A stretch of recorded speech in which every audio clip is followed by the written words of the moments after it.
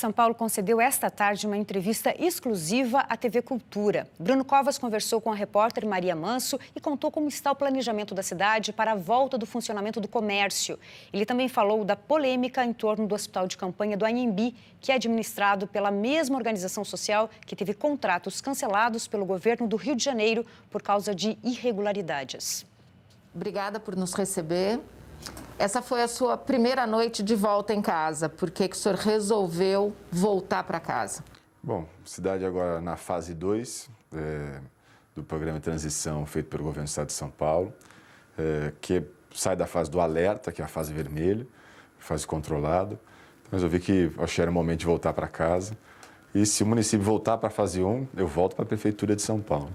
Para as pessoas entenderem em que momento da curva do contágio a cidade de São Paulo está nesse momento? A cidade está na fase do momento da estabilização, né? A gente conseguiu estabilizar os números na cidade de São Paulo, seja em relação à ocupação de leitos de UTI, seja em relação à quantidade de óbitos semanais na cidade de São Paulo, seja em relação aos novos casos. A taxa de transmissão é 1, ou seja, agora cada pessoa infectada passa para no máximo mais uma pessoa. A expectativa é que em breve a gente chegue a números abaixo de 1, a 0,9 na cidade de São Paulo. Então agora a dificuldade é a gente conseguir manter esses índices na cidade. Mas as pessoas ainda ficam confusas, porque quando são divulgados os números, eles continuam aumentando. Então a gente tem a impressão de que a curva ainda está subindo. Sim, as taxas é que elas são ou estabilizadas ou decrescentes, né? As taxas de crescimento.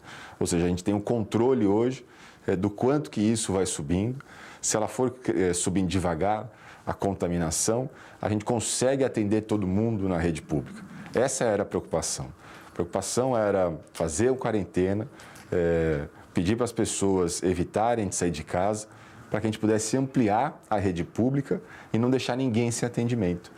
Nós saltamos de 170 leitos de UTI para coronavírus no dia 30 de março desse ano, para agora 1.200 leitos de UTI e devemos chegar a 1.500 leitos de UTI agora em junho. Então, se a gente conseguir manter essa taxa de disseminação da doença, a gente consegue tratar as pessoas. O problema é quando todo mundo fica doente ao mesmo tempo e aí você não consegue ter espaço na rede pública para atender. Aí o médico tem que escolher, vou atender A, B ou C. Vou usar o aparelho respiratório para A, B ou C. Quem é que eu vou salvar dessas pessoas? Vamos pegar esse gancho, então, e falar dos hospitais de campanha. Para algumas pessoas também ficou confuso. Por que é que lá, por exemplo, no hospital de campanha do Anhembi, tem uma área sem os leitos montados e a prefeitura está contratando leitos nos hospitais particulares? Porque são dois tipos de leitos. O leito que a prefeitura contrata nos hospitais particulares é o leito de UTI.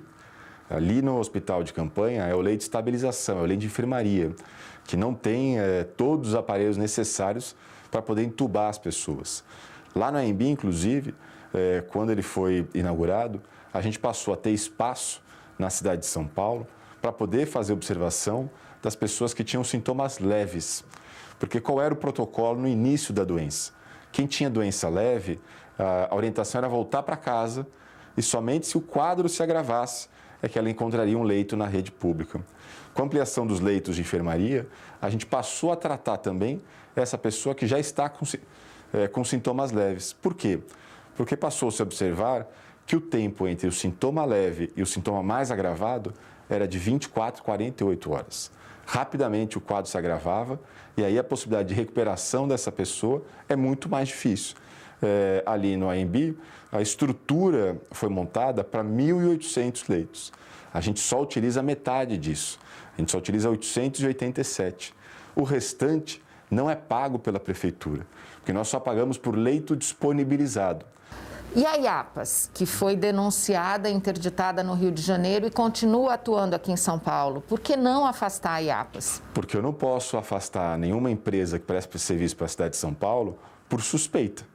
Eu preciso que haja alguma comprovação para poder fazer isso. Eu pedi para a controladoria do município passar um pente fino nesse contrato, que não é novo, é um contrato que vem da gestão anterior. Ela ganhou a gestão do espaço ali da Zona Norte de São Paulo. O equipamento foi montado no local onde ela administra e ela que faz a gestão daquele espaço.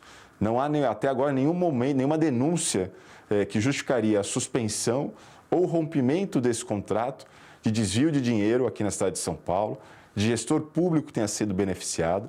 Enquanto isso não houver, enquanto não vier concreto, eu não posso olhar para ela e falar, não gosto de você, vou romper o seu contrato. E por que aqui eles atuariam corretamente e no Rio de Janeiro não? Você consegue entender? Bom, o que eu consigo garantir é que aqui não tem prefeito pedindo dinheiro para nenhuma organização social. Vindo aqui para o gabinete, inclusive, eu vi muitos moradores de rua, muito mais até do que antes do início da pandemia. O senhor tinha o projeto de levar principalmente os moradores com mais de 60 anos para hotéis. Isso não foi adiante? Como é que está essa situação? O chamamento que a gente abriu para os hotéis apresentarem, nenhum deles apresentou a documentação necessária para poder assinar com a prefeitura. A gente já reabriu de novo um novo chamamento e já estamos verificando se é o caso de fazer a requisição de alguns desses hotéis e depois discutir o pagamento, da mesma forma que a gente pode fazer com os leitos.